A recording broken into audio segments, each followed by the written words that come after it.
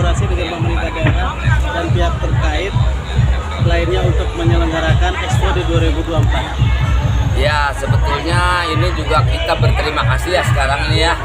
Akhirnya GGR Cilegon yang sudah puluhan tahun saya angkat sedikit demi sedikit, kemudian sekarang sudah mulai menarik perhatian dari mana-mana. Mudah-mudahan pemerintah juga sekarang lebih greget gitu. Jadi bukan kitanya yang tidak mau diajak kolaborasi. Saya berharap pemerintah maulah berkolaborasi dengan kami ini, dengan pecinta sejarah yang ada di Cilegon. Karena saya juga maklum GGR Cilegon itu bukan sesuatu yang mudah untuk diangkat, karena peristiwa ini sudah tenggelam selama 135 tahun lebih. Jadi dimaklumi kalau semua itu mendengarnya juga aneh begitu, ngapain diangkat-angkat gitu. Tetapi saya punya satu keyakinan, ini peristiwa terbesar bangsa Indonesia, dan itu saya sering ngomong, belum pernah ada yang membantah gitu. Karena di sini saya punya data-data seperti foto-foto ini juga, ini tidak pernah ada di mana-mana. Ini bukan rekayasa kamera sekarang, tetapi foto memang original. Tetapi sudah dicetak ulang. Saya kasih penjelasan biar untuk membantu siapa orangnya, biar tahu. Misalnya dulu Cilegon itu ibu kota kabupaten. Di mana letak gedung kabupatennya, fotonya itu. Kabupatennya adanya di depan Islamic Center. Ini kan perlu diangkat gitu. Diangkat. Kalau di internet kemudian ada lagi yang dibawa ke penjara setelah ditangkap tuh di foto itu. Kemudian itu sekarang update-nya menjadi SMP Negeri 1 Cilegon. Jadi selain dari peristiwanya itu sendiri yang perlu diangkat, peninggalan-peninggalannya juga perlu diketahui oleh generasi mendatang gitu. Kalau saya berharap Dinas Pendidikan pun mau mendengarkan saya. Jadi jangan lihat saya nggak sekolah, bukan itu. Jadi kayaknya karena dianggap saya nggak sekolah, aneh gitu. Ya kira-kira ya. Kalau tujuan Expo sendiri, nih Pak, tujuan Expo sendiri menurut GGR Cilegon seperti apa? Oh, tujuan Expo sendiri menurut itu justru sangat memberikan sesuatu yang walaupun GGR Cilegon sudah muncul, karena ada Expo menggelegar gitu. Jadi saya berterima kasih adanya Expo gitu. Dari GGR Cilegon, teman-teman dari GGR Cilegon sangat berterima kasih gitu, karena telah lebih menggelegarkan lagi gitu. Iya. Menurut Bapak, partisipasi masyarakat di Expo ini seperti apa? Luar biasa apa? Kalau di Expo-nya kan saya sebagai masyarakat ya melihat penuh terus, bahkan di stand GGR Cilegon ini juga tidak pernah sepi. Orang juga melihat, pengen tahu, walaupun hanya sekilas. Banyak yang datang tamu ke sini untuk melihat atau itu justru di sini paling rame. Oh, paling rame ya? Iya, orang. Selain setan-setan yang lain ya? Gitu. Kalau setan yang lain kan karena mau ambil foto misalnya wajar lah rame. Tetapi kalau yang sifatnya diskusi, ngobrol, kayak cuma di sini yang rame. Jadi ada hasrat untuk mengetahui bagaimana GGR Cilegon seperti itu? Nah, ternyata di kalangan masyarakat mereka sudah mendengar adanya GGR Cilegon. Jadi begitu dibawa ke sini, mereka mendapat masukan sedikit. Apa harapan Bapak dari festival sekarang ini? Ini kan belum festival. Ini kan kita mengikuti acara Expo ya. Harapan saya dengan adanya Expo segini sebetulnya sudah bukan harapan lagi, sudah menjadi kenyataan buat saya. Ternyata saya ketemu di luar, ini orangnya, ini Bapak Irawan. Karena syariatnya ada Expo ini. Ada harapan pemerintah sendiri seperti apa? Saya berharap mudah-mudahan pemerintah itu mau peduli lah terhadap peristiwa GGR Cilegon.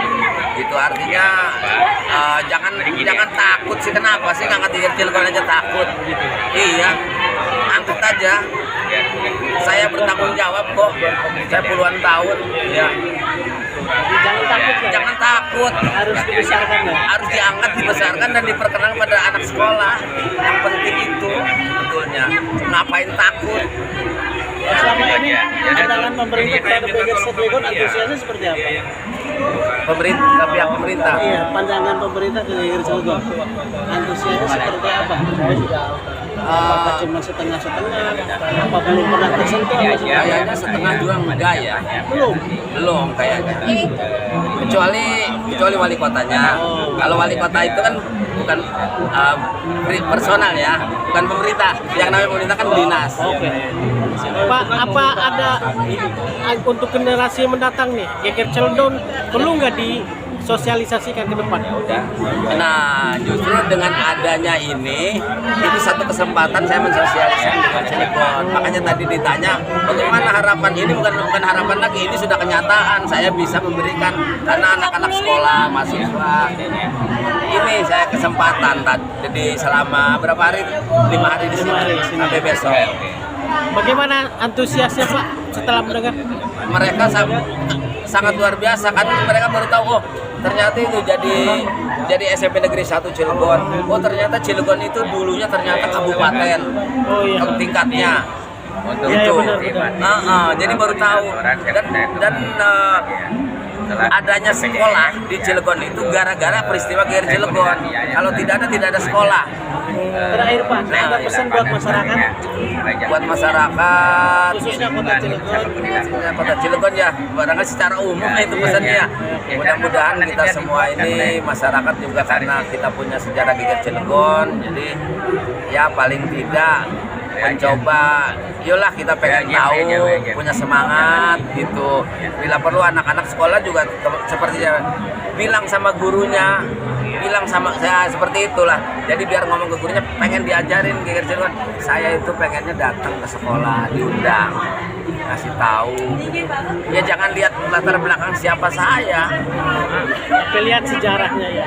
Iya lihat, artinya kalau sejarah saya diragukan, panggil ahli-ahlinya, diuji kan, tinggal begitu kalau punya niat. Jangan dibiarkan liar di luar. Cukup. Ya. Nama lengkap Bambang Irawan, penulis buku Peristiwa Geger Cilegon.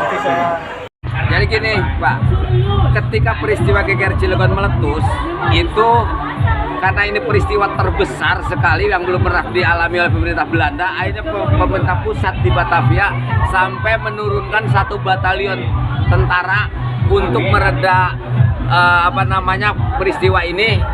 Jadi dia membawa ke Serang, menurunkan 1 batalion tentara ke Serang dengan menggunakan kapal yang bersandar di Pelabuhan Karanghantu. Dan ketika mereka mencari di Kampung Beji, salah satunya. Beji itu di mana Pak? Kampung Beji itu dekat Gunung Santri. Ini Kampung Beji namanya. Ya, tidak ketemu lah Haji Wasid di situ, apalagi Haji Wasid orang yang dicurigainya tidak ketemu. Kesel dia, dibakar semua gitu. Akhirnya ini banyak kampung dibakar nih, Beji. Tetapi intinya baru peristiwa inilah selama pemerintahan Hindia Belanda berdiri, tentara dari Batavia dari pusat diturunkan untuk menyelesaikan masalah ini. Geger Cilegon, dan itu tidak pernah terjadi dalam peristiwa sejarah apapun. Expo ya 2024. Geger Cilegon mengikuti Expo 2024. Jelasin Pak secara detail. Ya.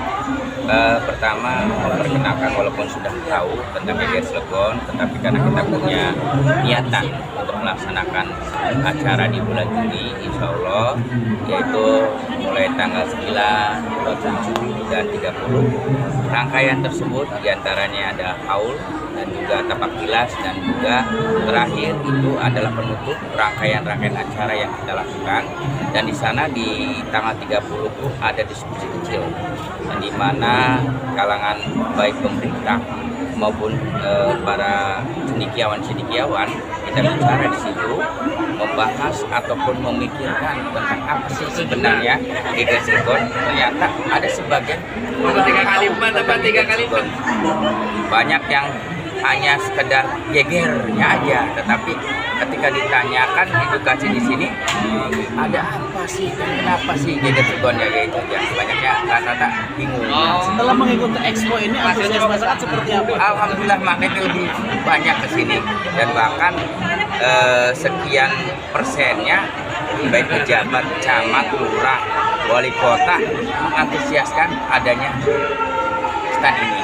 Untuk markas Geger Cilegon sendiri di mana? Ya, sebutnya bukan markas ya sebenarnya, karena itu sesuai dengan niatan dari Kiai Haji Wasid. Itu makanya ada dunia pendidikan ataupun kampus pendidikan adanya di SD IT Ki Wasid. Yang dulu mungkin terkenal dengan SMA Ki Wasid, yang alhamdulillah kita meneruskan kembali cita-cita Ki Wasid adanya dunia pendidikan atau kampus pendidikan mulai TKIT Ki Wasid dan ada SDIT Ki Wasid.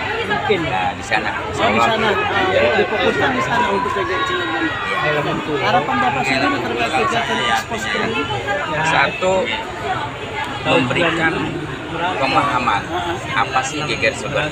Jangan sampai Geger Cilegon kesannya negatif atau kayaknya kesannya angker, karena dari beberapa cerita terkesannya angkernya itu atau mitosnya itu, tetapi ternyata sejarah-sejarah perjuangan Geger Cilegon itu luar biasa. Ada edukasi nggak Pak dari Geger Cilegon ini? Kenapa? Ada Geger Cilegon itu ada sebuah edukasi nggak untuk? Insya Allah makanya di tanggal 30 itu kita kupas atau ngopi itu ngobrol happy.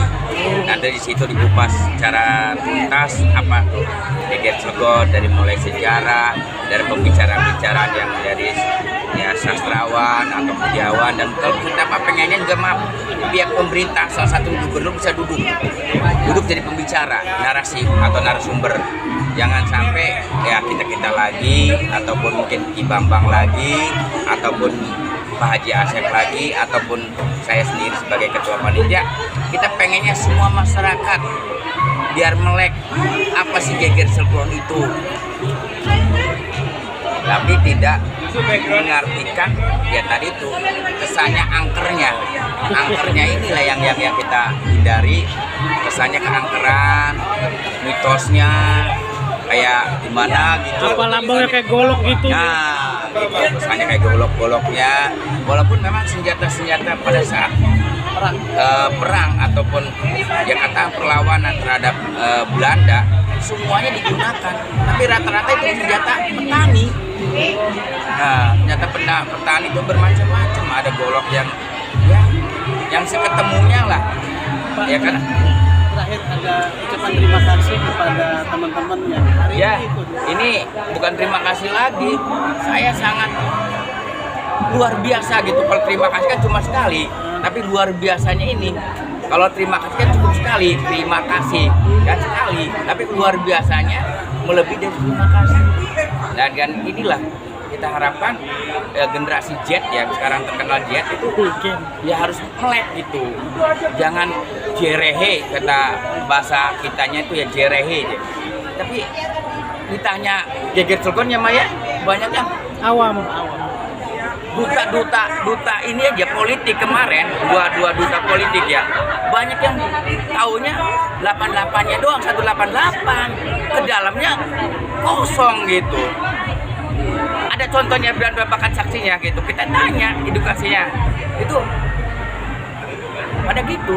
Nah inilah yang diharapkan ya, sebenarnya secara langsung itu ya mulai estafetnya perperangan itu di tanggal 9 sampai tanggal 30. Coba bayangkan berapa minggu, tapi menggegerkan internasional. Kalau orang perang-perangan yang lain mungkin Majapahit, perang Penogoro segala macam berapa tahun perperangan itu ya. Mohon maaf saya bukan ahlinya sejarah, mungkin tadi Ki Bambang yang menyampaikan itu ahli sejarah. Tapi ini kita coba menginformasikan kembali tanggal 9 sampai tanggal 30 berapa hari itu? Ya kurang lebih 2 minggu 3 minggu ya, kurang lebihnya lah, katakan sebulan. Kita tidak gegerkan internasional 188 yang nilainya gimana nggak sampai menggegerkan internasional. Mau makan ini susah, tetapi Belanda menaikkan perpajakan, kalau bahasa dulu mah upeti. Ya, kalau sekarang sebutnya perpajakan lah, hasil-hasil itu diperpajakan itu. Nah itu upetinya dinaikkan. Oke Pak, Saya terima kasih. harapkan seperti yang tadi dari kakang-kakang, terima kasih dari rekan-rekan media yang telah membantu kami menginformasikan kepada masyarakat wilayah harapan kami supaya masyarakat mulai melek apa itu geger Cilegon. Nama lengkap. Agus Nur Sidiki, Agus Nur Sidiki, ada. Kalau saya udah bebas tugas.